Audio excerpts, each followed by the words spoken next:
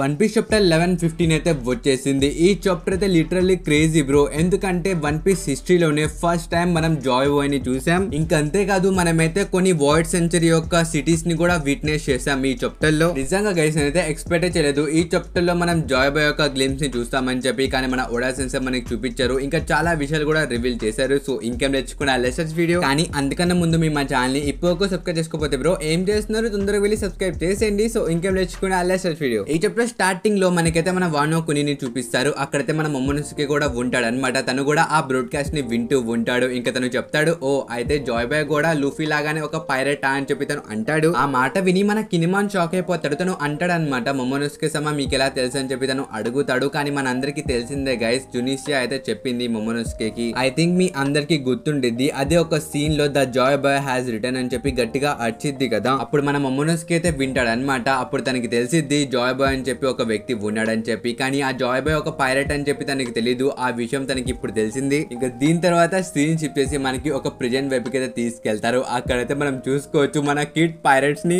Guys వీళ్ళే మన కొత్త కిడ్ పైరేట్స్ అన్నమాట, మన డొమారో బ్లాక్. ఐ థింక్ వీళ్ళు మీరు గుర్తుండే ఉంటారు, మన లూఫీ యొక్క కాస్ప్లే కూడా వీళ్ళు చేశారు. పైగా వీళ్ళు కూడా మన వేగా ప్యాంక్ యొక్క బ్రాడ్కాస్ట్ ని వింటూ ఉంటారు. ఇంకా వాళ్ళు మాట్లాడుకుంటూ ఉంటారు, అసలు మా కిడ్ స్ట్రాంగ్ ఆ జాయ్ బాయ్ కన్నా. అసలు ఆ జాయ్ బాయ్ తో పోలుస్తారేంటి, మా కిడ్ అయితే మిలియన్ టైమ్స్ స్ట్రాంగర్ దెన్ ఆ జాయ్ టాయ్ అని చెప్పి అంటారు బ్రో. ఇక్కడ జాయ్ బాయ్ ని జాయ్ టాయ్ చేశారు. అసలు ఈ ప్యానల్ చూసి నేను చాలాసేపు నవ్వుకున్నాను గైస్. కానీ నాకు తెలీదు వీళ్ళందరినీ ఇప్పుడు ఎందుకు మన ఓడా సెన్సే చూపించారు. నాకు తెలిసి ఇప్పుడు వన్ పీస్ అన్న ఫైనల్ సాగాలో ఉంది. అయితే ఇలాంటి ఒక క్యారెక్టర్స్ ని మనకి తర్వాత చూడడానికి దొరకదు అనమాట. అందుకనే మన ఓడా సెన్సే ఇప్పుడు ఇలాంటి క్యారెక్టర్స్ ని కూడా చూపిస్తున్నారు. ఇంకా దీని తర్వాత సీన్ షిఫ్ట్ చేసి మనకి వేగపంక్ దగ్గరికి తీసుకెళ్తారు. అక్కడ మన వేగపంక్ చెప్తూ ఉంటాడు, నేను కొన్ని పోనికల్స్ మీద రీసెర్చ్ చేశాను. దాని తర్వాత నాకు తెలిసింది మన పాస్ట్ లో చాలా పెద్ద వార్స్ జరిగాయి. ఆ టైంలో మన జాయ్ బాయ్ ఒక పెద్ద ఆర్గనైజేషన్ ని ఫేస్ చేశాడు. కానీ అప్పుడు దాని ఆర్గనైజేషన్ అనేవాళ్ళు, కానీ ఇప్పుడు దాని యొక్క పేరు వచ్చేసి వరల్డ్ గవర్నమెంట్ అని చెప్పి తను అంటాడు. ఈ మాట వినిన తర్వాత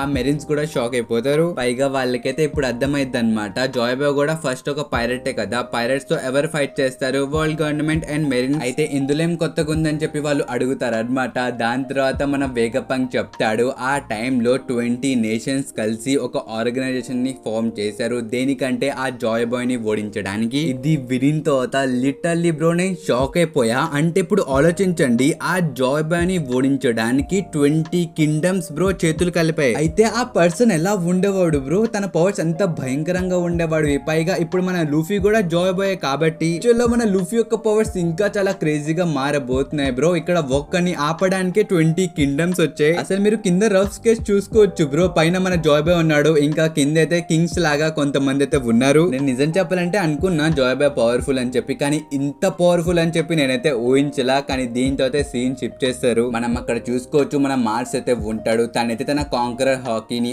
ఆన్ చేసుకొని నడుచుకుంటూ వెళ్ళిపోతున్నాడు. ఎందుకంటే అక్కడ చాలా స్నేల్స్ ఉన్నాయన్నమాట. ఒక్కొక్క స్నేల్ ని చేత్తో విరగొడుతుంటే చాలా టైం పడుతుంది. అదే కాంకరర్ హాకీ ఆన్ చేస్తే ఆ స్నేల్స్ పడిపోతాయి కదా, అందుకనే మనడు ఆన్ చేసుకుని పరిగెడుతున్నాడు. కానీ బ్రో ఇక్కడ తన ఫేస్ చూసుకోవచ్చు, తనైతే చాలా సీరియస్ గా ఉన్నాడు. కానీ ఆ ఫేస్ చూస్తుంటే నాకు నవ్వు వస్తుంది బ్రో, ఎందుకంటే తను గోరోసే అయినా అక్కడ ఏం పీకలేకపోతున్నాడు. దీని తర్వాత సీన్ షిఫ్ట్ చేసి మళ్ళీ మన వేగపంక్ దగ్గరికి తీసుకెళ్తారు. అక్కడ మన వేగపంక్ చెప్తూ ఉంటాడు, ఆ జాయ్ బాయ్ ని ఆపాలంటే ఆ అసోసియేషన్ కి వేరే దారి లేదు. వాళ్ళందరూ కలిసి జాయ్ బాయ్ ని ఓడించాలని చూశారు. కానీ నాకైతే తెలీదు వాళ్ళు దేనికోసం ఫైట్ చేశారు. వాళ్ళ యొక్క మోటివ్స్ నాకు తెలీదు. ఇక్కడ ఎవరు రైట్ ఎవరు కరెక్ట్ నాకు తెలీదు. కానీ ఈ ఫైట్ జరిగింది 2 డిఫరెంట్ ఒపీనియన్స్ వల్ల అని చెప్పి తను అంటాడు. ఇది మన అందరికి తెలిసిందే బ్రో, ఏ ఫైట్ అయినా డిఫరెంట్ ఒపీనియన్స్ వల్లే జరిగిద్ది. ఒకవేళ మీరు నన్ను గెస్ చేయమంటే ఆ ఫైట్ అయితే నాకు తెలిసి ఫ్రీడమ్ కోసమే జరిగిండిద్ది. ఎందుకంటే మన జాయ్ బాయ్ అంటేనే డ్రమ్స్ ఆఫ్ లిబరేషన్. పైగా మన జాయ్ బాయ్ ఫైట్ చేశాడంటేనే బ్రో అతని హార్ట్ బీట్ కి ఆ సౌండ్ వచ్చింది. సో ఆ లిబరేషన్ వచ్చింది. నేనైతే ఫ్రీడమ్ కోసమే ఫైట్ చేశాడని చెప్పి నేను అనుకుంటున్నాను. దీని గురించి మీరేమనుకుంటున్నారో కామెంట్స్ లో చెప్పండి. మన వేగపాంక్ ఇంకా కంటిన్యూ చేస్తూ చెప్తాడు,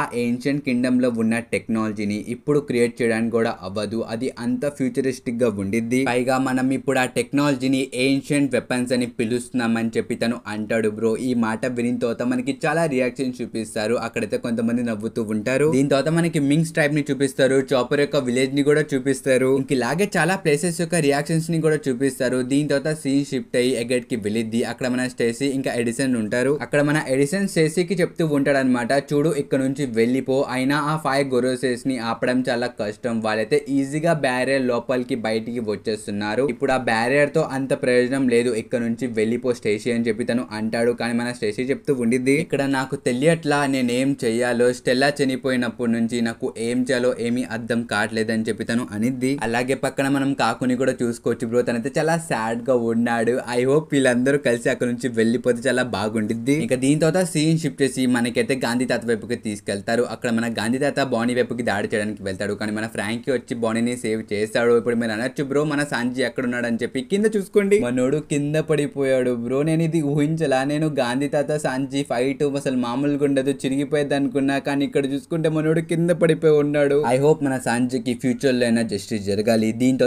సీన్ షిఫ్ట్ అయ్యి మన వేగపంక్ దగ్గరికి తీసుకెళ్తారు. మన వేగపంక్ చెప్తూ ఉంటాడు, ఆ వార్ లో మన జాయ్ బాయ్ ఓడిపోయాడు, తన డిఫిట్ తో పాటు అని చెప్పి తను అంటాడు. దీని తర్వాత ఆ అనుసుజురుకి అయితే చాలా కోపం వచ్చేసింది. తను చెప్తాడు, ఇంకెంత చెప్తావరా వేగపంక్ అని చెప్పి పంక్ రికార్డ్స్ యొక్క అప్పర్ పార్ట్ ని సగానికి కోసేస్తాడు బ్రో. వాట్ ద హ్యాక్, నేను ఆ ప్యానెల్ చూసి కంగారైపోయా బ్రో. మన గాంధీ ఇస్ సో స్ట్రాంగ్. దాంతో చాలా మంది ఫ్రీ అయిపోతారు అనమాట, చాలా మంది కింద కూడా పడిపోతారు. మనం ఈ ప్యానెల్ లో చూసుకోవచ్చు. కానీ షరాఫీమ్ అయితే ఫ్రీ అవుతారు కానీ ఫ్రీ అవ్వరు. ఎలా అంటే వాళ్ళందరూ బయటకు వచ్చేస్తారు కానీ వాళ్ళు స్టిల్ ఆ బబుల్ లోపలే ఉంటారు అనమాట. అసలు అంత ఖతర్నాక్ స్లాష్ తర్వాత మన వేగపంక్ బ్రాడ్కాస్ట్ కి ఏమైనా జరిగిద్దంటే అక్కడ ఏమి జరగదు అనమాట. గుండు వాడి బ్రాడ్కాస్ట్ బాగానే ఉండిద్ది. వాడు చెప్తూ ఉంటాడు, జాయ్ బాయ్ యొక్క డిఫీట్ తర్వాత ఈ ప్రపంచంలో చాలా దారుణాలు జరిగాయి. అసలు ఆ వార్ తర్వాత మన ప్రపంచం ఇప్పటి వరకు దాని నుంచి కోలుకోలేదు. పైగా మీ అందరికి తెలిసిందే, ఒక ఐలాండ్ టు ఇంకో ఐలాండ్ ట్రావెల్ చేయడం అంటే అది చాలా కష్టమైన పని. దాంతో చాలా మంది అయితే వాళ్ళు పుట్టిన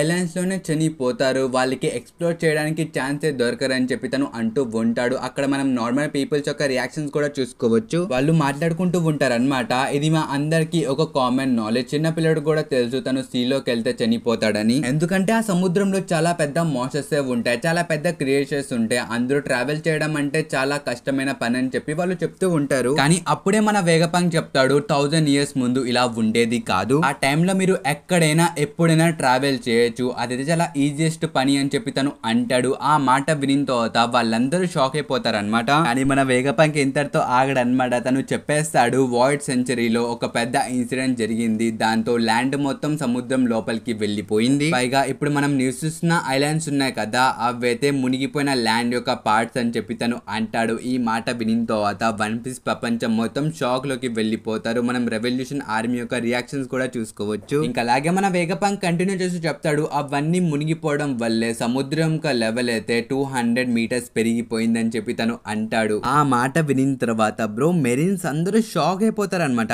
ఎందుకంటే పెద్ద వార్షిప్ 7 meters వరకే ఉంటాయి, ఇక్కడ చూసుకుంటే 200 meters అంటున్నాడు. పైగా ఇక్కడ మెరీన్స్ చెప్తారనమాట, no wonder void century disappear అయిపోయిందని చెప్పి వాళ్ళు అంటారు. బ్రో మెరీన్స్ చెప్తున్నారు ఇక్కడ. అంటే బ్రో ఇక్కడ మెరీన్స్ కూడా స్టార్ట్ చేశారు మన వేగపంక్ యొక్క మాటల్ని నమ్మడం. ఇదైతే చాలా హ్యూజ్ థింగ్. దీని తర్వాత మనకి సాకురా కింగ్డమ్ వైపుకి అయితే తీసుకెళ్తారు. అక్కడైతే ఇద్దరు మాట్లాడుకుంటూ ఉంటారు. ఇదిగో నీకు ఆ మౌంటైన్ కనిపిస్తుంది కదా, అది కూడా 200 meters అని చెప్పి ఒక ఆయన చెప్తూ ఉంటాడు. ఇంకో ఆయన చెప్తాడు, అయితే సముద్రం లోపల నీళ్లు అంత పైకి లెగిస్తే ఎంత మంది చనిపోయి ఉంటారు అని చెప్పి ఆ మనిషి అంటాడు. బ్రో దాని తర్వాత నాకు హిట్ అయింది, లిటరల్లీ ఆ టైంలో ఎంత మంది చనిపోయి ఉంటారు బ్రో. నాకు తెలిసి ఈ వన్ పీస్ లో ఇప్పుడు ప్రస్తుతం జనాభా ఉంది కదా, ఇది ఫుల్ అయితే కాదు, ఇది కొంచెమే. మీకు సింపుల్ గా ఎక్స్ప్లెయిన్ చేయాలంటే అటాక్ ఆన్ టైటన్ లో మన అరేంజ్ చేసిన డిస్కషన్ ఉంది కదా, సేమ్ ఇలాగే ఇక్కడ కూడా జరుగుండిద్ది. గైస్ బ్యాక్ టు చెప్తారు, ఇక్కడ మన వేగపంక్ చెప్తూ ఉంటాడు. ఈ మాట వినిన తర్వాత మీ అందరికి ఒక డౌట్ వచ్చిండిద్ది, అంత పెద్ద ల్యాండ్ ఎలా లోపలికి వెళ్ళిపోయిందని చెప్పి. ఇప్పుడు మీలో కొంతమంది అయితే చెప్పేశారు ఇదైతే ఒక న్యాచురల్ కొలామిటీ అని చెప్పి, కానీ కాదు, ఇదైతే మ్యాన్ మేడ్, ఇదైతే ఒక హ్యూమన్ వల్ల వచ్చిందని చెప్పి తను అంటాడు. ఈ మాట వినిన తర్వాత మళ్ళీ ప్రపంచం మొత్తం షాక్ లోకి వెళ్ళిపోయింది. మన వేగపంక్ చెప్తాడు, నేను దీని గురించి చాలా అంటే చాలా రీసెర్చ్ చేశా, నేను ఆస్ట్రాయిడ్స్ మీద రీసెర్చ్ చేశా, జియోలజీ మీద కూడా రీసెర్చ్ చేశా, కానీ నాకు ఇది న్యాచురల్ డిజాస్టర్ అని ఒక్క ప్రూఫ్ కూడా దొరకలేదు, ఇది మ్యాన్ మేడ్ డిజాస్టర్. నాకు తెలిసి అప్పుడు ఏన్షియంట్ వెపన్స్ ని ఉపయోగించుంటారు, అందువల్లే ఇంత పెద్ద డిజాస్టర్ జరిగింది. కానీ ఈ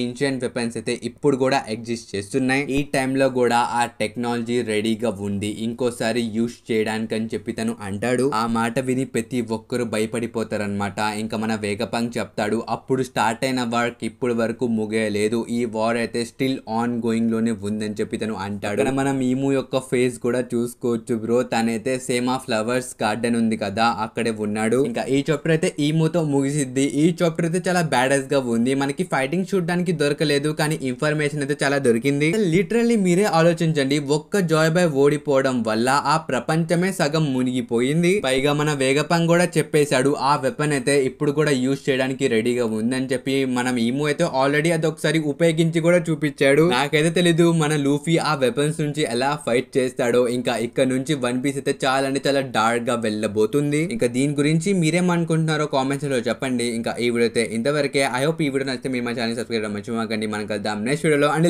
బై బై.